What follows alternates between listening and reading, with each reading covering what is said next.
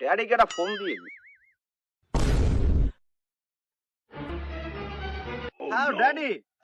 হ্যাঁ how are you? হ্যাঁ I am fine. Daddy কেমন আছো? আরে বাংলাদেশে থাকতে থাকতে মুখের ভাষা আমার নষ্ট হয়ে গেছে।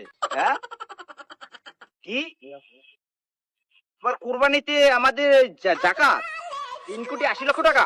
না ড্যাডি, নো নো, এটা হতে পারে না ড্যাডি। আমার একটা বিএমডাব্লিউ কার লাগবে ড্যাডি। না না, এই বছর থাক, এবছরে জাকাতের কোনো দরকার নেই ড্যাডি। না না না, নো নো ড্যাডি প্লিজ। আমার আগের গাড়িটা পুরনো হয়ে গেছে, ওটা আমার দরকার নেই এখন। আমার একটা নতুন বিএমডাব্লিউ লাগবে। না না, এবছর জাকাত দিতে হবে না। হ্যাঁ সিঙ্গাপুর? না না, আমি বাংলাদেশে কোরবানির এই সময়টা কাটাই, তারপর সিঙ্গাপুর আসতেছি।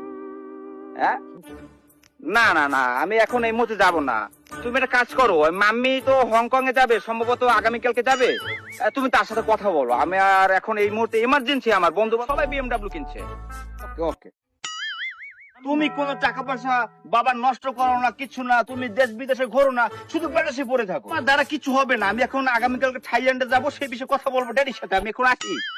ছোট ভাইটা এত নষ্ট হয়ে গেছে, বাপের কোটি কোটি টাকা দান সরকার পাইছে, সব আল্লাহর পিছে খরচা করে। আমি সংসারের বড় পোলা, আর ছোট ভাই বা বাপের টাকাগুলো নষ্ট করে। আল্লাহ সহ্য করার মতন না।